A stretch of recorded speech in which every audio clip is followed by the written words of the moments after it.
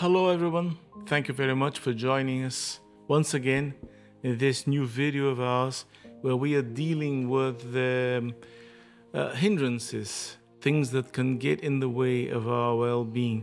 We have previously talked about the origins of stress, we've talked about the phases of stress, and now we are bringing our attention to well-being, which is the state in which we can find ourselves, a state we can strive to be in, and in a great measure an antidote to stressful reactions and stressful attitudes.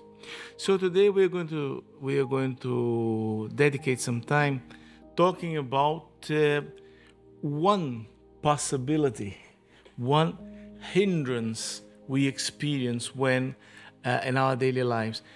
If you're a busy person, if you have a filled up agenda, you have lots of engagements and appointments and a lot of responsibility in what you work with, then you must have already experienced at some point the sensation of exhaustion.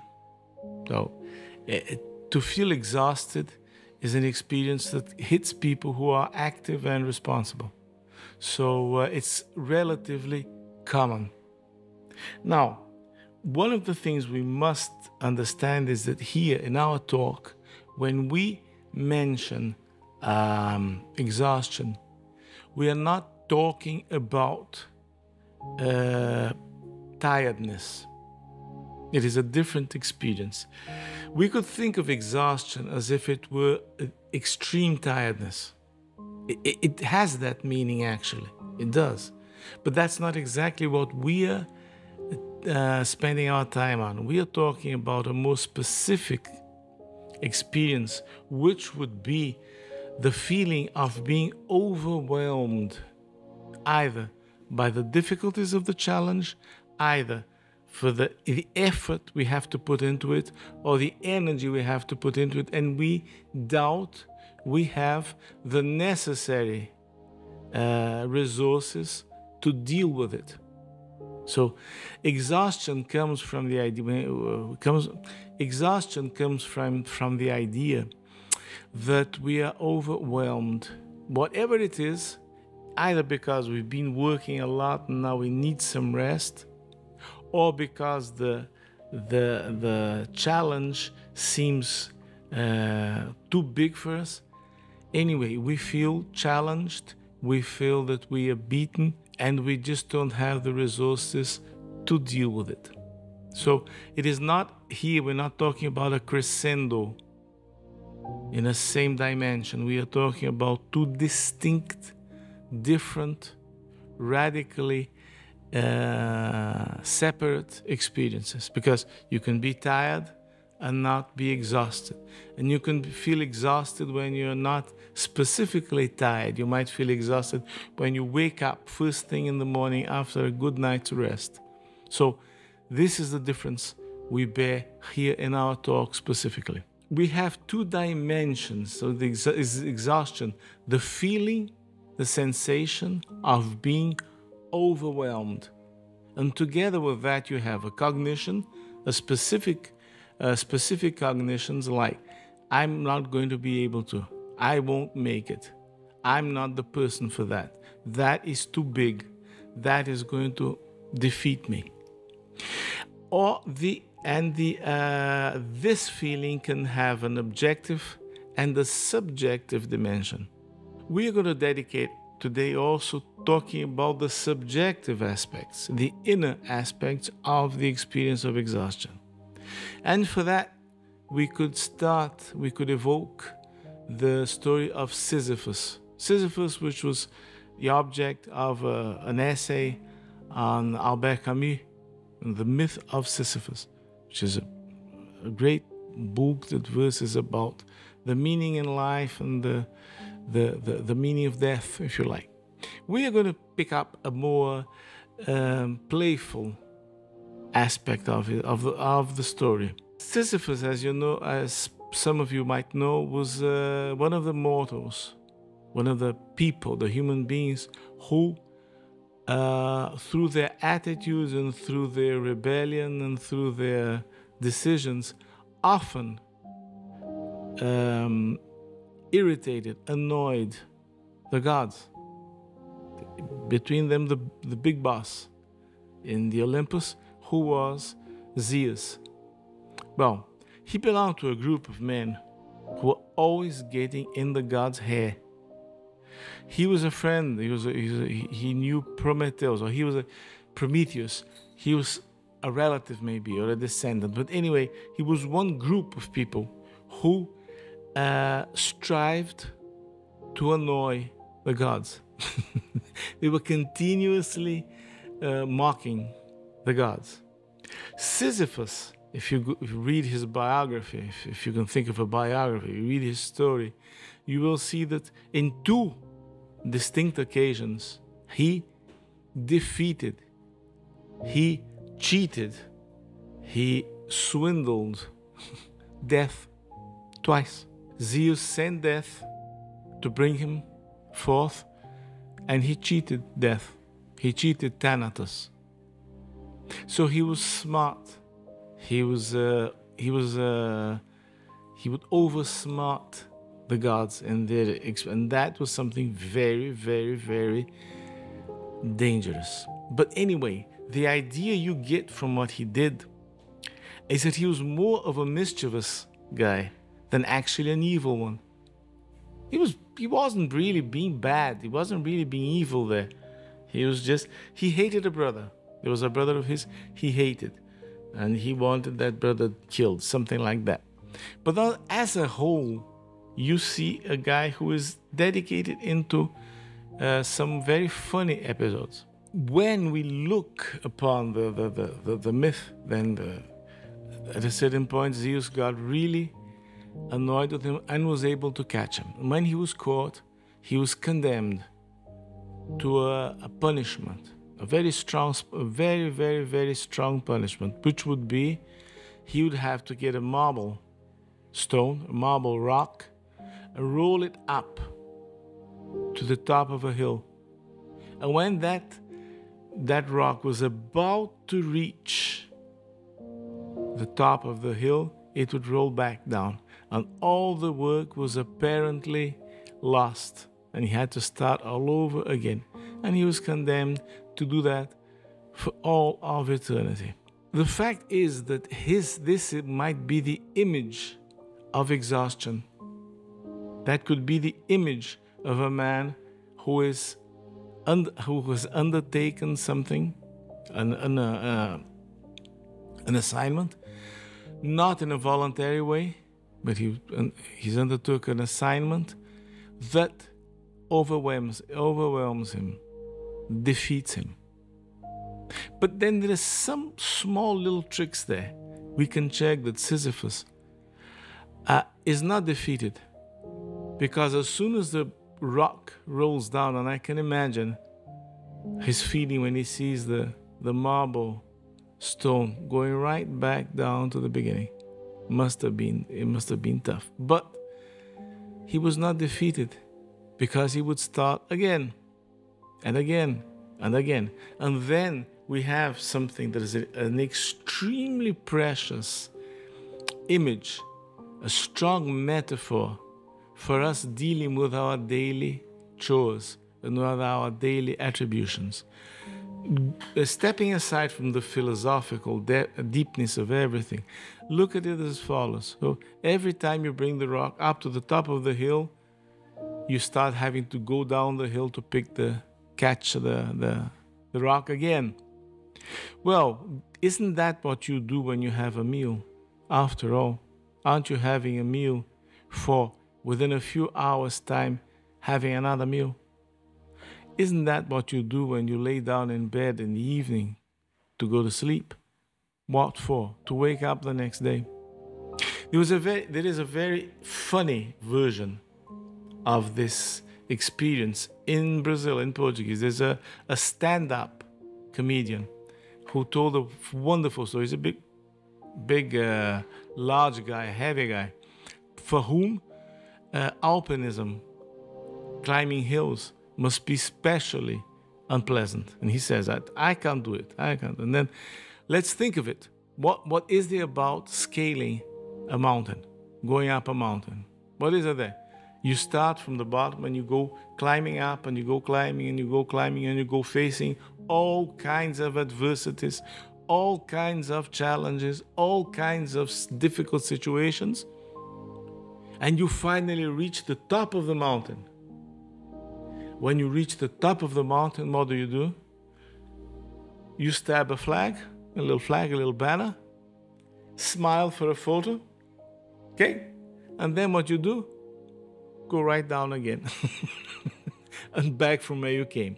So, and then what's the idea? You're going down and you're planning your next trip, and the next time you're going up a mountain, a hill. So, it can be amusing.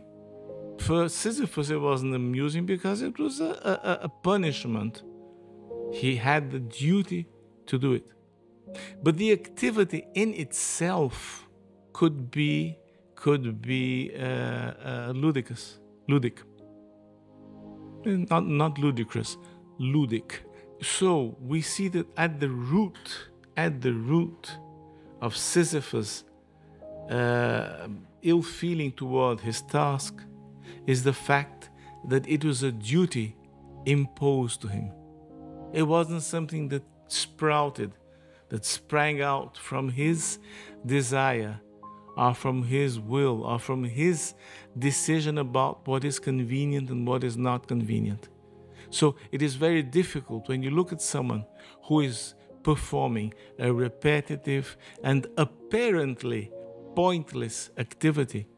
It's very difficult from the outside, it's very difficult from a distance to be able to judge to what a degree that is a punishment and to what a degree that is a source of amusement and purpose in life.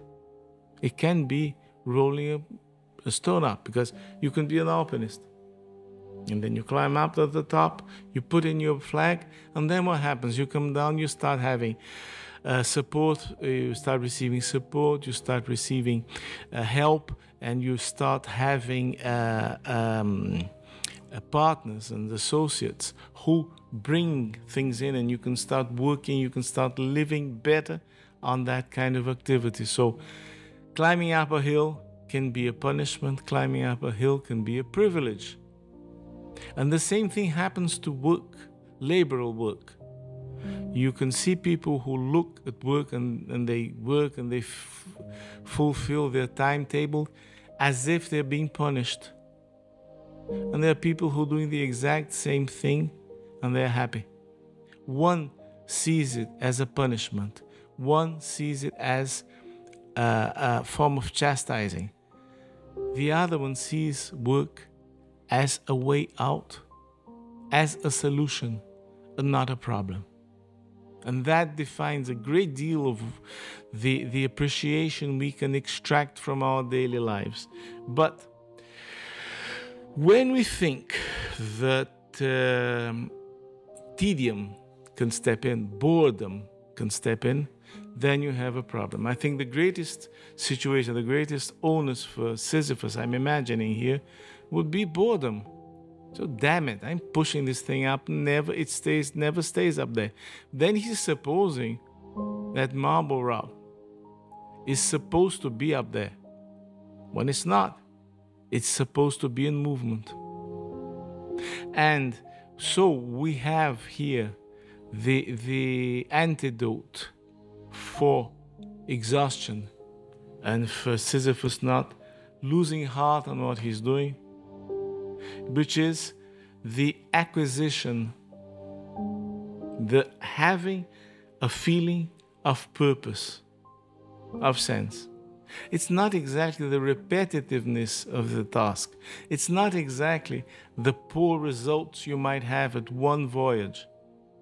It's about the purpose that thing can find in your life, in your existence. So I would say, without the fear of being wrong, that the antidote is purpose.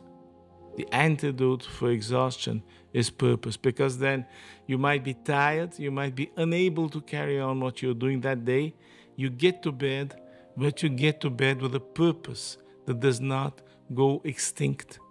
You just fall asleep, and the next day you start once again and once again and once again with a purpose. Now, this purpose is the last thing that I think is extremely important to be analyzed, is that this purpose is not a goal or an aim. That's the point. Sisyphus would suffer in the measure, in the proportion in which he thought that that stone staying up there was his aim. Whereas his purpose is to be cheating, deceiving death. That's the point we lose. He's deceiving death. He had done it twice. He defeated death twice. And now he has found himself a way of living forever. Zeus did him the favor of finding a way of not ever dying. Is it good? Is it good? It isn't? No matter. It doesn't matter. What we are doing here, we are extracting from Sisyphus' story things that can be useful for us. So Freud would talk about Wunsch as a different experience in motivation than lust, Wunsch. The French would say désir, specifically Jacques Lacan, désir. The Japanese talk about ikigai, and Brazilians talk about querência. Querência is when you have cattle and you're taking the cattle from where it was born, and you're taking it to a train. You have to take it by road, and you have those 2-3 cowboys, genuine cowboys, conducting the cattle toward a place where they're going to catch a train and they're going to be commercialized. For the first 2-3 days, the cattle has a strong tendency to want to go back to the point of origin. That is something we use the expression querência, which is not actually an official word, but it's kind of meaning it's a wanting.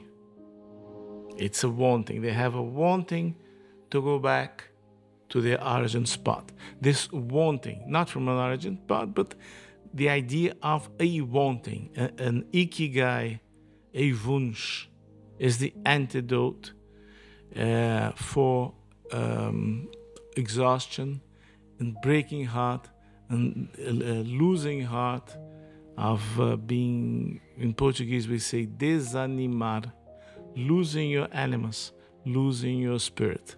So it's about a purpose, and the purpose is not an aim. So what could be a purpose? When you ask yourself, what is my purpose in life? That question can only come from your purpose. When you question yourself and say, how do I become wise? When you say that, when you ask yourself that, you are already being wise. It's extremely wise to want to be wise.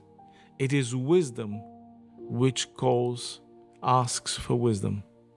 It is purpose which asks you, what is your purpose in life? And needless to say, mindfulness meditation, psychotherapy, and other resources we have, intellectual resources, physical resources, emotional resources, all are fruitful, are a fertile path in which you can walk in the direction, walk in your purpose. As the Indians say, walk in beauty. Thank you very much for this. Now we will be dedicating ourselves to how we can put this purpose to work in our lives in our next videos. Thank you very much for your presence. Thank you very much for following us to this point. We'll be seeing ourselves soon. Thank you very much. Don't give up on yourself. Thank you.